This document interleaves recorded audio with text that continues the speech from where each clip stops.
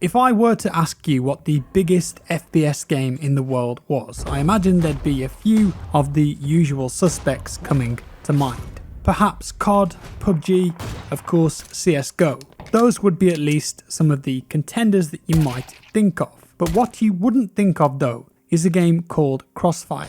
Unbelievably, Crossfire is the biggest FPS game in the world, and yet you've probably never heard of it. Let's touch on something quite obvious first.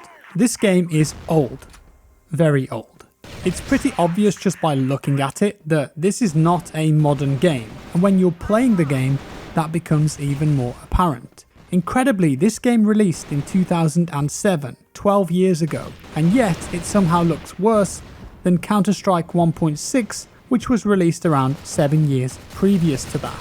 Crossfire runs on the Lithtech Jupiter engine, which may not sound very familiar, but you will definitely recognise some of the games that it's powered. It was developed by Monolith Productions, and it was used to run games such as Fear and Fear 2 by Monolith themselves, and more recently Middle-earth: Shadow of Mordor, the first game from 2014, albeit that was a heavily modified version of the engine. And guess what? The base engine was very comparable with older engines such as the Quake engine or the early Unreal engine. Of course, being updated and changed a lot over the course of time. However, with Crossfire, it doesn't seem to have changed all that much. As we all know though, visuals are not everything, and it's the gameplay that matters the most. It's not unintentional that I used Counter-Strike as a comparison earlier, because Crossfire was absolutely influenced by and sometimes completely copied Counter-Strike at the time. The core gameplay feels very similar to Counter-Strike in its design. In Crossfire you have two teams, the Blacklist and Global Risk, who are both mercenary corporations. It may not quite be Ts and CTs, but it's the same principle. There is a search and destroy mode that acts much like Counter-Strike's defuse mode too. Alongside that though, there are a significant amount of other modes in here, from free-for-all, elimination, team deathmatch, shadow mode, even down to mutation modes where players turn into mutants. Pretty self-explanatory, that one. You may recognise some of the maps too. Crossfire has a map called Desert 2.0, and it's almost a carbon copy of Dust 2 from Counter-Strike. Crossfire has some crazy cosmetic items as well. Weapon skins are out there, and some of the player models are wild too.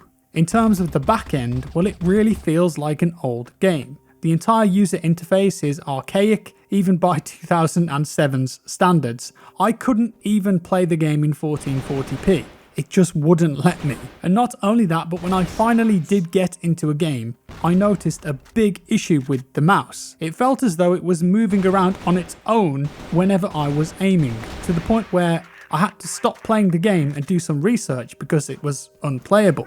And as it turns out, the game struggles if you have a mouse running at more than 125 or 250 Hz on the polling rate, which honestly is most gaming mice nowadays. So once I manually turned my mouse down to 125 Hz in the software, it worked fine. Well, mostly. Nothing about this game on the surface says that it's the biggest FPS game in the world, and yet somehow it is, and that is all thanks to China. Crossfire is developed by a company called Smilegate, and they are a South Korean game developer and publisher, but the game was released in China by none other than Tencent Games. Now, it's possible there might be some of you watching this who don't know who Tencent are, but they are a massive entertainment company and the world's biggest gaming company. But their interests move well beyond gaming. They are one of the most valuable tech companies worldwide. Let's just say they're a big deal. They own almost half of Epic Games, and we know what Epic Games make: Fortnite. 5% of Blizzard, 5% of Ubisoft, roughly 10% of Bluehole, the guys that made PUBG, and 100% of Riot Games. So that should tell you just how many fingers in how many pies they have spread out across the gaming world. In terms of numbers, it's staggering. In 2014, Crossfire, the game that you're watching now, earned a whopping $957 million from microtransactions. In 2018, that revenue was up to around 1.3 billion from data supplied by Superdata. 1.3 billion from a free-to-play game. Let's just put that into perspective for a second. In 2018, Crossfire was 5th on the list of the biggest free-to-play earners, and it will probably come as no surprise to anyone that at the top of that list was Fortnite, which earned 2.4 billion. And then you've got Dungeon Fighter Online, League of Legends, and Pokemon Go. The shocking part here is that I think if you go to most people, have you heard of Fortnite? They will absolutely say yes. Kids, adults, parents, in one way or another, I'm sure that they've heard of the name Fortnite. It's mainstream. However, if you ask the same people if they've heard of Crossfire, the answer is going to be a resounding no. And that's because Crossfire has got most of its success from the Asian markets. It's available over here in Europe, but its popularity here is nothing like it is over in China and Korea. Also, this is incredible to think that Fortnite is available on multiple platforms.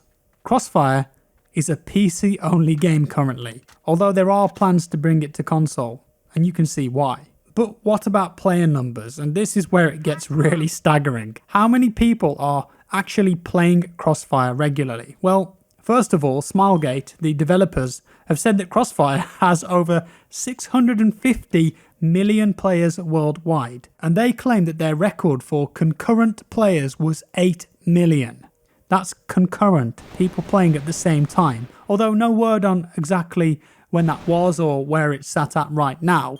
Even still, if true, that is an astonishing number for a concurrent player count. If you remember, Fortnite hit 8.3 million concurrent players last year at its peak. It's gone down since then, and we all know that at one point PUBG was around the 3.2 million mark on Steam. But if we look at the Steam stats today, Dota is around 650k, CSGO at around 560k, and then PUBG just over 700k. So it's unbelievable to think that Crossfire just in China has more concurrent players than all of those massive games combined. So with all of that in mind, you probably won't be surprised to hear that Microsoft has decided to partner with Smilegate to bring a version of Crossfire to the Xbox. It's a smart move. In 2020, Crossfire X will release, a new updated version of the game designed specifically for console. Not only that, but Smilegate are also working on Crossfire HD, an HD version of the game that will bring it a lot closer to modern day standards in terms of the mechanics and visuals. Now, don't get too carried away, it's a big change. It's essentially an HD remaster. They are, however, supposedly working on a direct sequel, Crossfire 2. So I imagine that that's where the big improvements will come. And then, yes, of course, we've got the mobile version of the game coming too. Mobile games bring in an incredible amount of revenue for these companies. Games like PUBG and Fortnite do so well on mobile that bringing a game like Crossfire across to that platform is just a no-brainer. And it's going to make a ridiculous amount of cash. Wrapping things up, it's unbelievable to think that a game as successful as Crossfire really isn't familiar to a lot of people in the Western entertainment world. But this is a game that has grossed over $10 billion in lifetime revenue as of last year. 10 billion. That's just a monumental sum of money and an incredible achievement. One of the reasons I think it's so popular in China though is the same reason that Counter-Strike took off all of those years ago. The core gameplay is incredibly simple. You've got a small selection of weapons and it's just plant the explosives and shoot the bad guys. Easy to pick up, hard to master, much like Counter-Strike. Of course, it's hard to get past some of the obvious flaws of the game, and the fact that I felt like I was playing a cheap knockoff of Counter-Strike 1.6 at times, but you do get a similar feeling playing both games. It definitely has that feel to it. Another reason it's so popular, which ironically I think is a downside in the West, is the visuals. The game doesn't look very good, but that means that it runs well on pretty much any PC hardware that you can throw at it. The Chinese market tend to levitate to games like this that don't take supercomputers to run well. World of Warcraft is still extremely popular in China, probably for a similar reason. It runs on almost any PC. If you've got an 8-year-old computer that you haven't upgraded, hey, no big deal, download Crossfire, it's going to run. Looking to the future, I think one of the problems that Smilegate will face with this game is arguably the exact same one that Valve faced when they first released Counter-Strike Source and then Counter-Strike Go. How many of the new players will transition from the old game, especially when the original has a full cosmetic system in place that you assume players have spent a significant amount of money on building up their collections. Their core system relies on players spending money, of course, but if history is to be considered, I'm not sure that they will have a big issue on that front. And just to add another element into the mix, thanks to this partnership with Microsoft, Remedy Studios is also making a single player story element for future Crossfire titles such as Crossfire 2 and Crossfire X. You've probably heard of Remedy. They're most well known for the Max Payne games as well as Alan Wake, and more recently Quantum Break and their new game Control. Remedy are a very well-known studio in the West, and to have someone like that on board that's got experience at making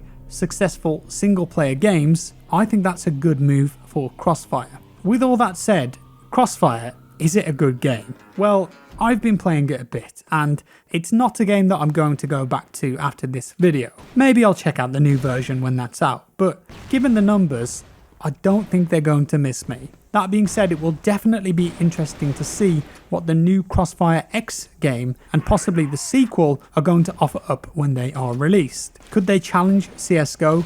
I suppose in numbers, they already have. They've trampled them. But when this game comes to the West, we'll see how it fares. And that's all for today, folks. Do let me know your thoughts down in the comments below. If you enjoyed this video, leave a like. If you didn't, a dislike. Subscribe for more, hit that bell for all notifications, and I'll see you in the next one.